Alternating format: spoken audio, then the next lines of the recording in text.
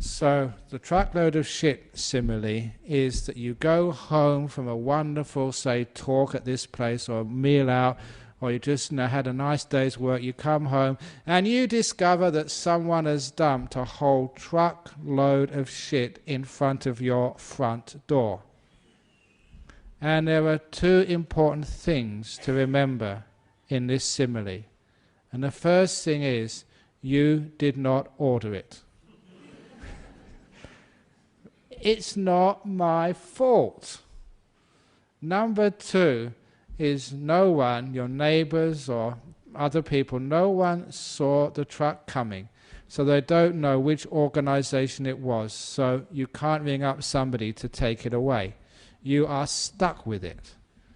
So those are two things about the truckload of shit. You didn't order it, but you're stuck with it.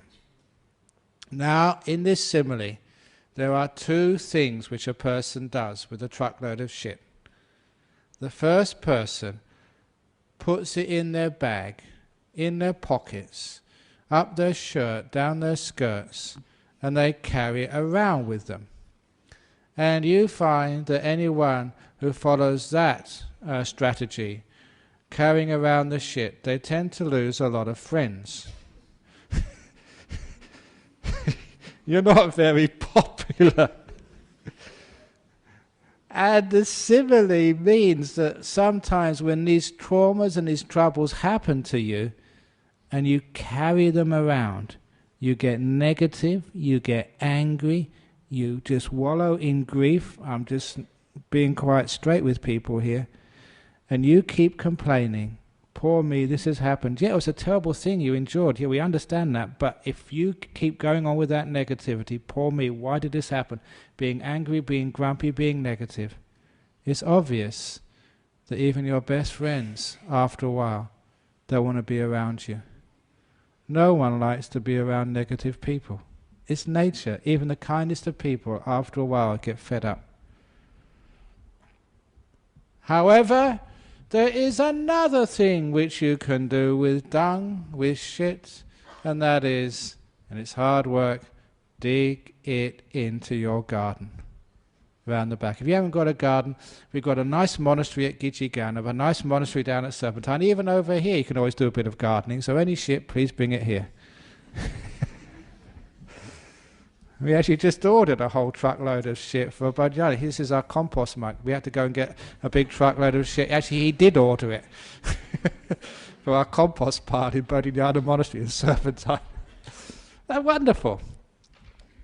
So, but it's hard work, and it was hard work, sort of, unloading it from the trailer and eventually digging it in. But after a while, you will find, if you dig in the shit into your garden, your mangoes, apples, bananas, papaya, whatever fruit you have in your garden, is in abundance. And not only have you got many fruits, they are just so sweet and delicious. Why? Because of the shit. And you've got so many of them. This is an important part of the simile.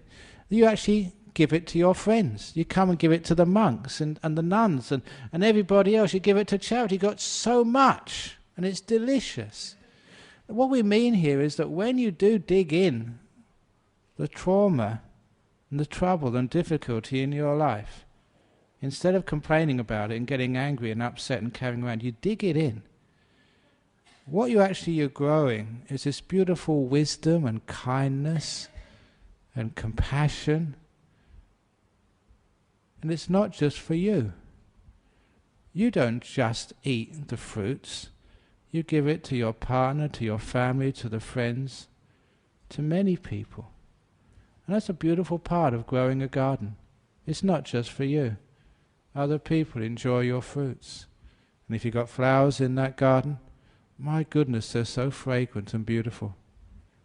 Maybe passers-by may not be able to see those flowers, but certainly they can smell their fragrance. That's what happens when you've dug in the difficult moments of your life and become a beautiful person, a wise and compassionate person, other people who pass you enjoy your fragrance, because that's what you've grown. The beautiful, wise people of this world. They're wonderful to be with, wonderful to see, because what they've made in their garden is for all of us to enjoy. So that's a simile of when we do have difficulties. This is the ingredients we have to work with. And as far as Buddhism is concerned, our law of karma is saying that whatever those ingredients, is always something we can do with it. Shit is one of the worst ingredients. There are many other ingredients which come to you in life. Sometimes it can be wealth, sometimes it can be poverty, sometimes it can be a successful relationship, sometimes it can be the pain of a separation, either being dumped, being left, or somebody dying. These are the ingredients of our life. And really it's just what we do with those ingredients. That's what makes our garden. And the great thing is, you can do anything with any type of ingredients. And the law of karma says it's your responsibility to work with whatever ingredients you have. Sometimes there is a cause we get the truckload of dung, but sometimes it just happens, and we didn't order it.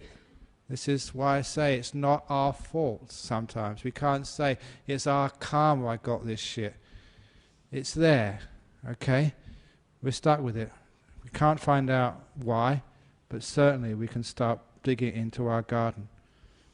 Which means that straight away in a trauma, a tragedy, any negative part of our life, we don't waste time in negativity. We have to get that wheelbarrow and spade out and start digging it in.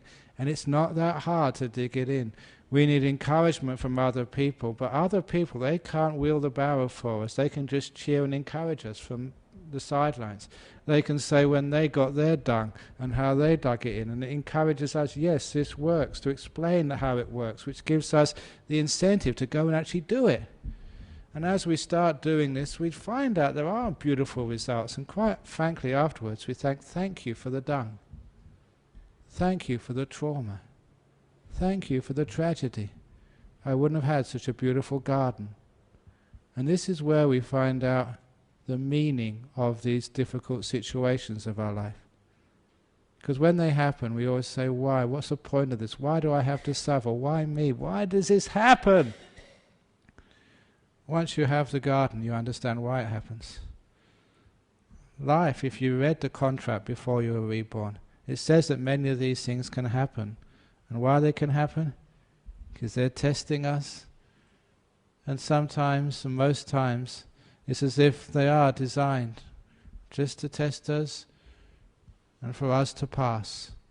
I was a school teacher for 1 year, and when I was setting examinations and tests, I was taught, if you're going to set a test, you want to sort of make sure that most people get at least sort of 50%, but no one gets 100%.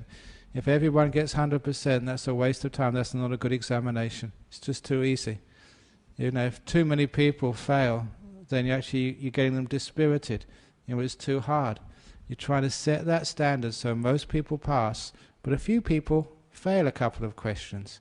So actually they learn just their weak points so they can get stronger for the next examination. And that's exactly the same with life. You have been examined many times. And if life was too easy, if you never had any trouble or trauma, it would be a total waste of time. You wouldn't learn anything. You have a great time, but there would be no oomph, no essence, no learning, nothing which really is there for you to grow with. There'll be no spirituality. It's one of the reasons why in traditional Buddhist dogma you can't get enlightened up in heaven. You don't have enough to test you. It's just too fine, too nice. And the same if you have too much difficulty, it's just too much pain. There's just too many sort of wrong answers, and you just fail too many times. But in this human realm, that most of the time you succeed, but a few times you fail. It's just the right level for learning. And so you do have lots of happiness. Most of the time people succeed and have a wonderful time in their life, but a few times you do fail, and you do get these difficulties, you do get these problems and pains. That's what they're there for us to really grow from them.